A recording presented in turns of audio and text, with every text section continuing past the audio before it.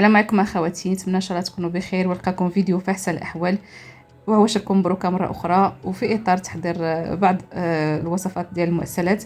اليوم بغيت نصاوب شويه ديال لي سيغار معسلين بحشوه ديال اللوز اللي كتكون مخلطه.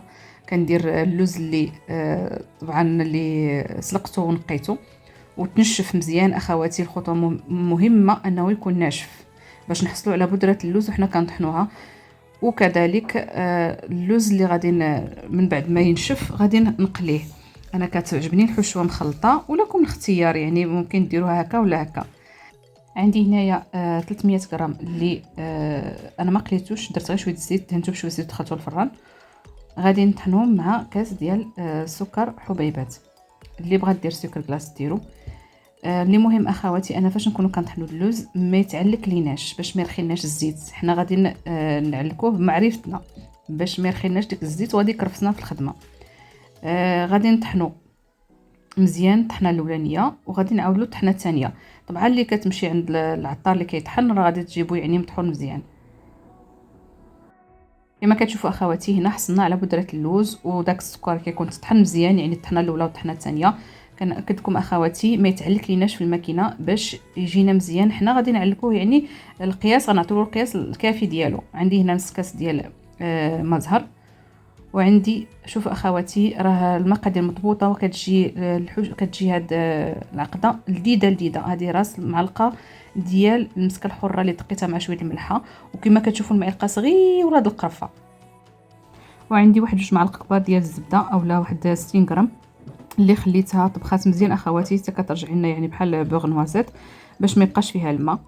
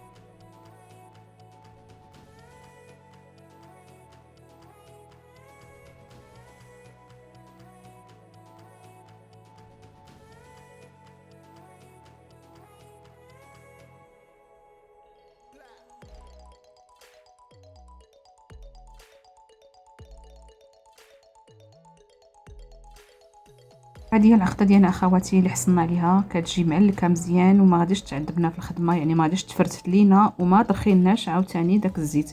كما كتشوفوا ما كملتش داك نص كاس ديال ما زهر.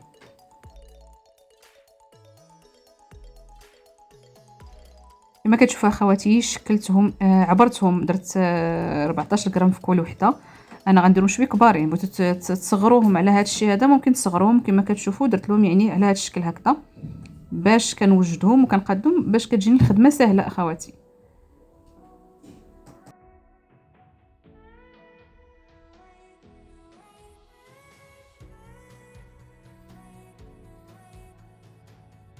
ودابا غادي نوجد العقده ديال المحنشات ديال الكاوكاو. عندي هنا نص كيلو ديال الكاوكاو اللي حمرته في الفران. ومن بعد ما غادي نطحنوا الطحنه الاولى اخواتي غادي نضيف له هاد كاس اللارد ديال سكر كلاص. العقده ديال الكاوكاو اخاتي ما غاديش نحتاجو نضيفوا لها ليدام، لان الكاوكاو وهو كيتقلى كيرخي ليدام وهو كيتطحن كيرخي ليدام، يعني ليدام ديالو كافي. وغادي نضيف هاد الساشي ديال الزهر اخواتي، اولا ممكن اللي عندها الروح ديال الزهر تضيفو، انا ما بقى ليا شيء. وما تنساوش واحد رشيشه د الملحه، راه ما شدتهاليش الكاميرا باش داك الحلاوه كتقر فيه. وهنا غادي نعاود نطحنوا الطحنه الثانيه.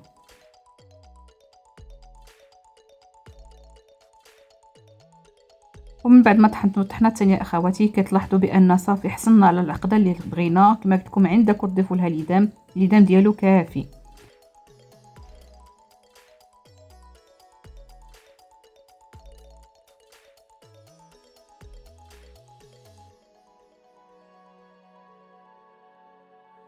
كما شفتوا اخواتي خديت الورقه، ولا خدمت بورق الفيلو يعني راه ما غاديش تحتاجوا تنقصوا دوك الجوانب، وقسمتها على 4 باش كتعطيني السيجار اللي كيجي مقاد، والتشكيل ديالو كما تشوفوا بسيط وسهل.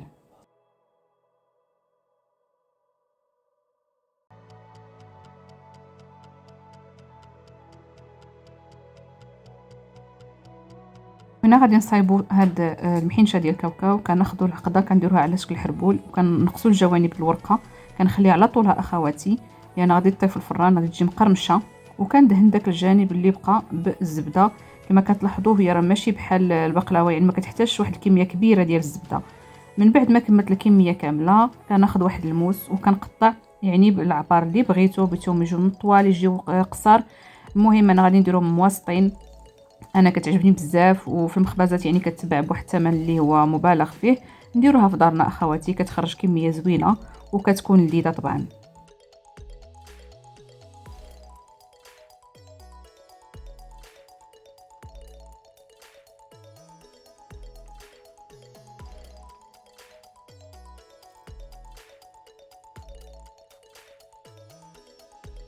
اخواتي بديت كنقلي في لي سيغار، ما بغيتش نطول لكم الفيديو اخواتي بزاف، يعني الزيت تكون سخونه مزيان وتكون شويه غزيره ما تكونش قليله. كنبداو نقليوهم، وطبعا كنكونوا وجدنا العسل اللي غادي نطفيوها فيه.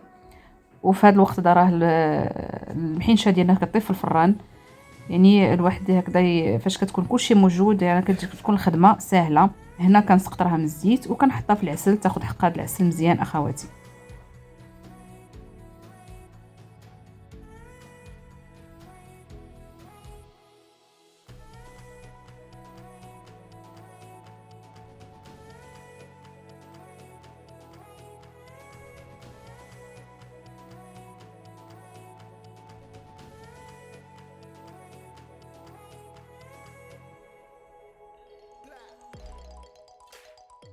هنا اخواتي من بعد ما خرجت المحنشه من الفران كنكون وجدت العسل، وكندير لها يعني هي ما كتحتاجش كميه كبيره كذلك ماشي بحال البقلاوه، يعني فقط يكفي كاع ناخذ غير شيته وندهنوها بالعسل.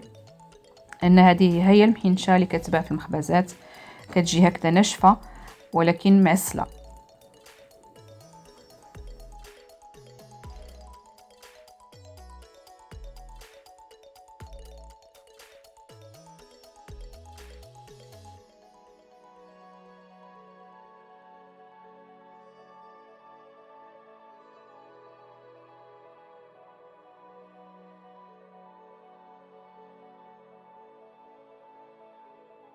خواتي خديت واحد شويه ديال الكاوكاو لي كونكاسي، كان عندكم حتى افيلي ديروه، ما كانش عندكم ممكن ديروا زنجلان.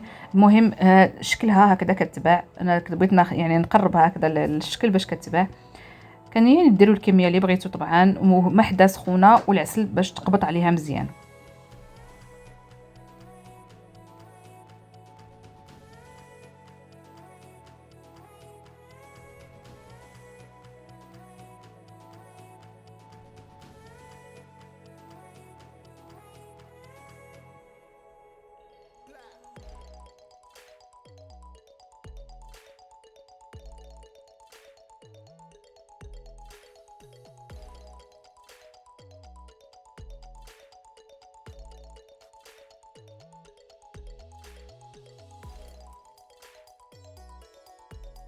وهادو هما لي سيغار ديالنا اخواتي، انا زينتهم من الجنب بشويه ديال الزنجله اللي محمر.